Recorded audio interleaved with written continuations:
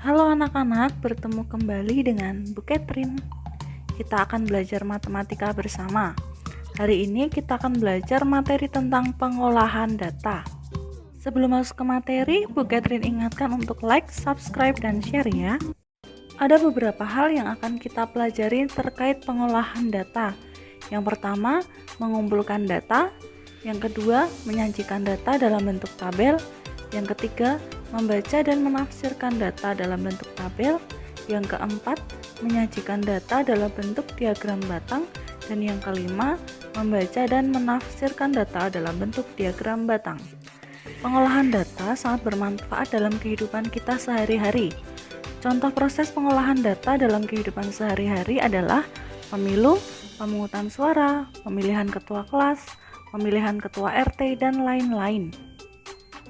A. Mengumpulkan data. Sumber data dapat diperoleh secara langsung atau dari sumber yang sudah ada.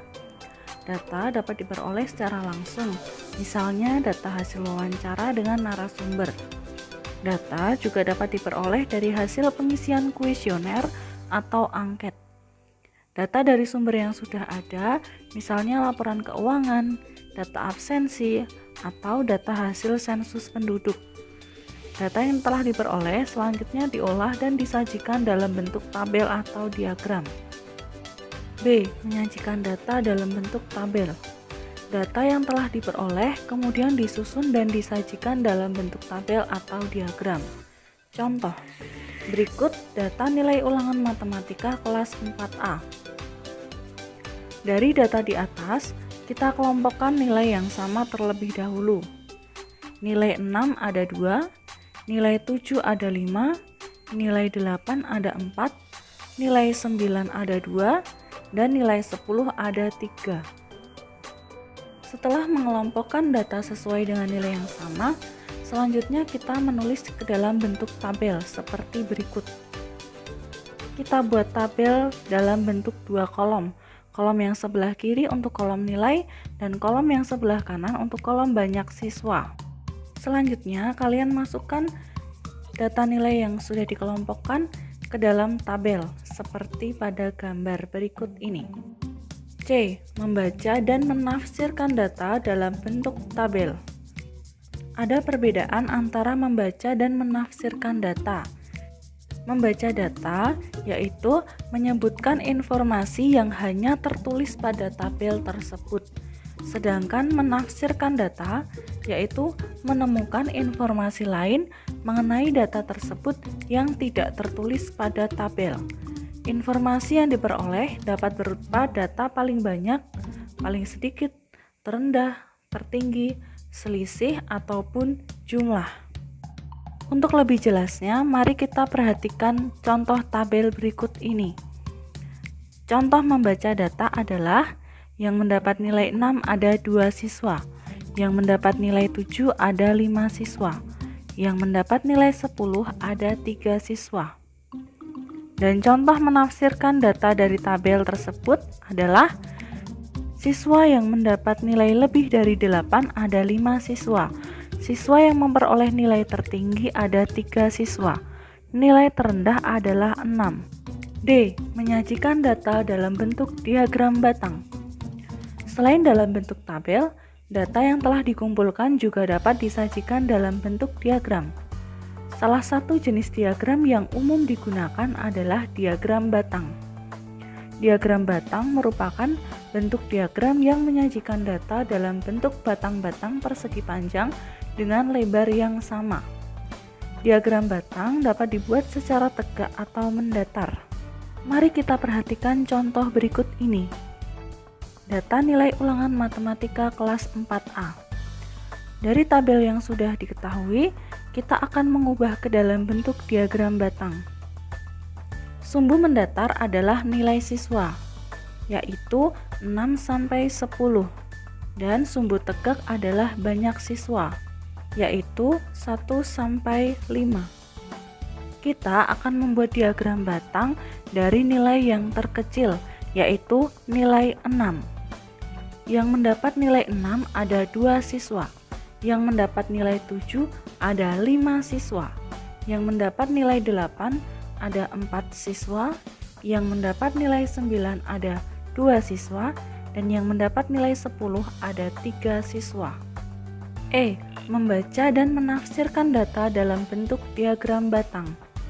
Sekarang kita akan mempelajari bagaimana cara membaca dan menafsirkan data dalam bentuk diagram batang. Perhatikan data banyak siswa SD Merah Putih pada diagram batang berikut ini. Berdasarkan diagram batang di samping, dapat diketahui banyak siswa kelas 1 adalah 60 orang. Kelas yang jumlah siswanya terbanyak adalah kelas 2, yaitu sebanyak 75 orang. Kelas 3, kelas 5, dan kelas 6 mempunyai jumlah siswa yang sama banyak, yaitu 70 orang. Selisih jumlah siswa yang paling sedikit dan paling banyak adalah 75 dikurang 60, sama dengan 15 orang. Jumlah seluruh siswa di SD Merah Putih adalah 410 orang. Untuk lebih memahami materi, kita perhatikan latihan soal pengolahan data. Nomor 1. Perhatikan data berat badan dalam kilogram siswa kelas 4 berikut. Sajikan data tersebut dalam bentuk tabel dan diagram batang.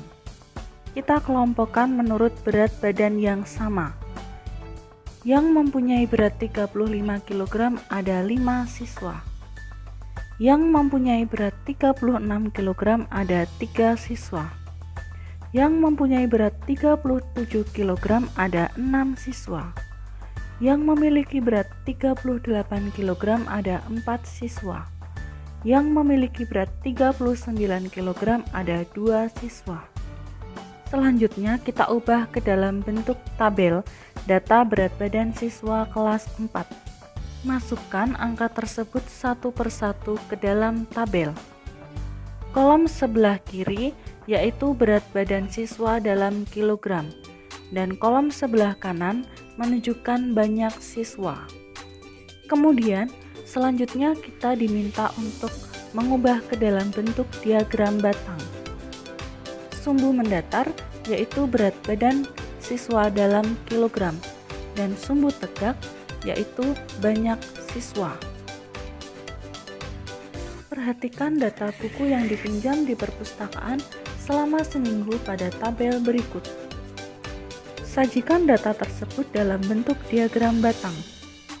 Langkah yang pertama, kita buat sumbu mendatar, itu jenis buku, dan sumbu tegak, yaitu banyak buku yang dipinjam. Selanjutnya, dari tabel kita masukkan data ke dalam bentuk diagram batang. Langkah yang pertama, kita buat sumbu mendatar, itu jenis buku, dan sumbu tegak, yaitu banyak buku yang dipinjam. Selanjutnya, dari tabel kita masukkan data ke dalam bentuk diagram batang.